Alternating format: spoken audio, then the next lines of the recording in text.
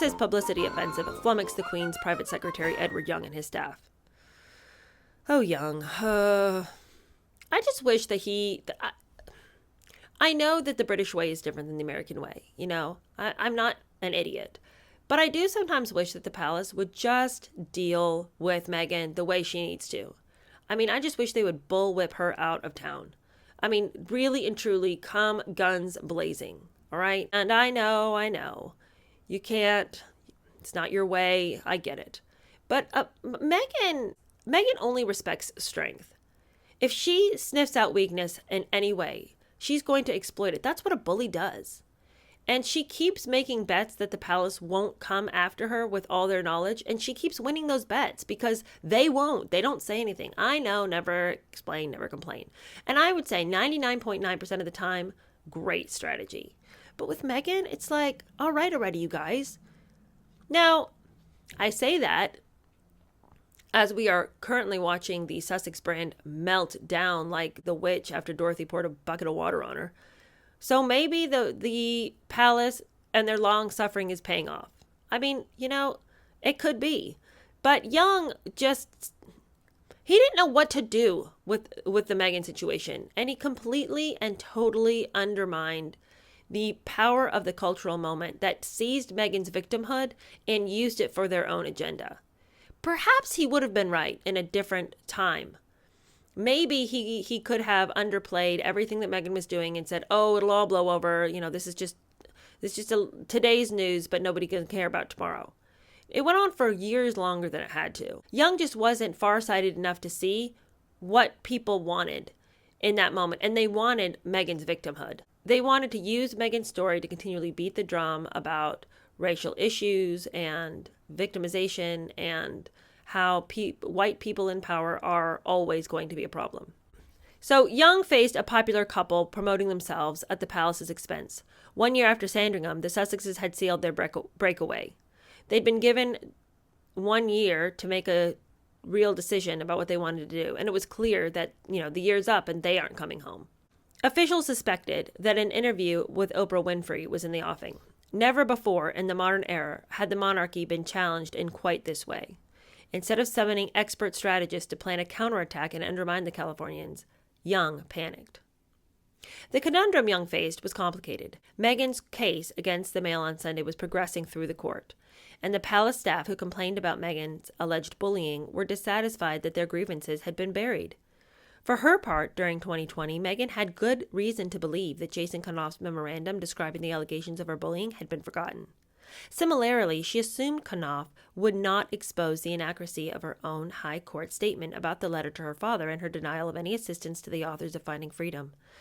Timid palace officials would resist open warfare. Her gamble appeared to pay off. And nothing had really been done about her bullying before. Remember, Kanoff had written the memorandum, didn't come to anything. It had gone up to William's private secretary, didn't come to anything. So all the people who had been really taken down by Meghan's aggressive behavior, both passive and outright aggressive, people who had been belittled by her, who had been reduced to tears, people who were left shaking and scared all the time, people who were like not coming into work because they were so scared to deal with her outrageous behavior and her temper tantrums. All of those people were left to sort of just pick up the pieces because those silly memorandums that had been written, Meghan was protected all the time by the palace, regardless of what Meghan wants to say. The palace was not taking care of their own against Meghan. Meghan wants to say she was the one being bullied. No, the people who were being bullied were the ones who couldn't get their voices out there because whatever Meghan did, there was going to be a cover-up for her. You know, let's not embarrass Harry's wife. So she was right not to be afraid because she knew they weren't going to come out. And even if they did, they wouldn't come out and tell everything. But she's not even concerned that they'll come out at all. By the way, speaking of that court case of hers, in the last episode, because I don't read ahead in this book, I read the next chapter and then I tell you about it. I had no idea what went on in the court case. I assumed that things had gone fairly well. It all was looking like she was not going to win that battle. But apparently, she did. And the judge just did a 180, you know, and everything that he had said leading up to it, he's just going to completely flip. He had said that Meghan's lawyers and the statements that Meghan had made were inaccurate, that they were shallow, that there was no foundation to any of the things she's saying, that it was all hyperbolic, and it was, she had to pay all these lawyer fees and everything. But, the final verdict, suddenly he's reversing course on everything. I can only surmise that it was because he was making a judgment in a time when to condemn somebody of mixed race would have made people rally against him and say that he was just another white person who wanted to have a boot on the neck of somebody who was biracial. Tom Bauer says that part of the problem with that court case was that the palace weren't as helpful to the Mail on Sunday as they could have been. That would have really enhanced their argument. David Engel, Jason Kanoff's solicitor, had not been overly helpful to the Mail on Sunday. He explained that the palace knew how the letter was created, but gave no hint about their evidence. The newspaper's editor was disappointed. Much more surprising was Judge Warby's conclusion. Skeptical that the newspaper could produce evidence contradicting Meghan, Warby decided that there was no need for a trial. Meghan would be handed victory without submitting to cross-examination. And how exactly did he think that there wasn't evidence against Meghan's statements? The judge refused to hear the evidence of the 4 palace employees. He decided that most of the evidence submitted by the newspaper in defense, including Meghan's text messages, were irrelevant. How? You haven't heard the evidence of the people who are actually there. You've read the text messages in which she is going back and forth with Kanoff and saying, let's use this language so that when it's leaked, people will be sorry for me. How is that irrelevant? The newspaper, he said, had refused to, quote, see the light. Their defense, he declared, had been reduced to speculative hypothesis founded on hearsay from an unknown source which lacks corroboration and is contradicted by both key individuals. Dramatically, Warby gave a summary judgment in Meghan's favor. The newspaper, he ruled, had breached her copyright in privacy. How did it breach her copyright in privacy when in Obed Scobie's book, the letter was again quoted? But she never had a problem with that copyright in privacy. It's the same thing, except one of those publications is in favor of her and one isn't. If that's the case, then Obed Scobie should have been in trouble as well. How can the judge have such tunnel vision on this? How is this even possible? In his judgment, Warby damned the newspaper's publication of the excerpts of the letter as manifestly excessive and therefore unlawful. Being royal did not make one public property. Her letter, ruled Warby, was from a distressed daughter and private.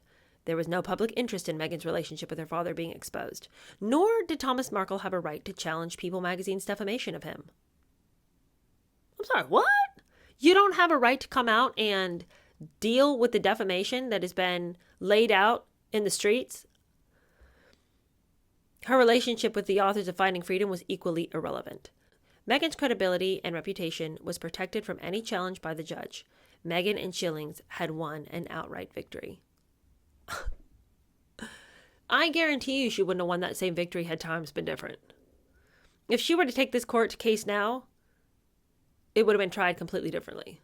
But it shouldn't have been. Either way, it shouldn't have been. Let's look at the merit, not at what the public conversation is. This judge was scared to give a ruling against Meghan Markle. That is all there is to it. And his reasonings are pathetic. And I want to know how he could exclude the situation with the book Finding Freedom. Doesn't that provide foundation? Doesn't that show that she has a pattern of behavior where she leaks information and then tries to do a cover-up? The fact that she's not mad about that letter being quoted in Omid Scobie's book is incredibly important to this judge. How he could say that was irrelevant information is beyond me. The only thing that I agree with him on, and this is something I kind of thought about for a while but I haven't said yet, was the fact that I have wondered how it is a matter of public interest and relevance that Meghan wrote a letter to her dad. Like the fact that the newspaper said, well, we get to print this because the public wants to know about it. Well, the public wants to know about a lot of things. You know, it might not be your business to know what's going on between two people.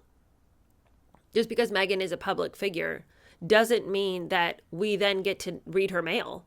You know, so that never was a real strong point to me from the newspaper. And I agree with the judge on those grounds that letter wasn't something for everybody to read. But if Meghan had never allowed her friends to speak to people and hadn't given that letter then to Omid Scobie and said, here, you can use this, she would have had a case. But because she did those other two things, that does mean that she was okay with public scrutiny of private correspondence. So that makes what the judge says unimportant. The judge says nobody should have had any access to it and nobody needs to look at this letter and it's not your business. All right, you're right, it isn't. But Meghan made it our business when she went to all sorts of positive outlets and said, hey, could you tell my side of the story using this letter? She's introduced it to the public conversation. Anyway, what a disappointment that judge turned out to be. The newspaper and the media industry were baffled by Warby's decision. To deny a trial offended the meaning of justice. No one could explain the judge's about turn. Representing the shock across the media, Camilla Long described Warby's judgment as, quote, a dream decision for the powerful wishing to escape scrutiny. The public, who allowed Harry and Meghan to use a British brand to make money, were denied the truth by a judge. Unsurprisingly, Meghan disagreed. She came out and said, we've all won a victory today. You cannot take somebody's privacy and exploit it. I share the victory with each of you because we all deserve justice and the truth, and we all deserve better. Her treatment by the media, she said, was illegal and dehumanizing. The public, she insisted, was entitled to reliable, fact-checking, high-quality news, which is why she went on to Oprah and decided to tell all sorts of things about the royal family. True, untrue, colors of the truth, however the father of lies decided to lead her. The thing is that Meghan says you cannot take somebody's privacy and exploit it. That is the thing that is keeping her going. She's taking the royal family's privacy and exploiting it. Does she not expect to be called on this? God.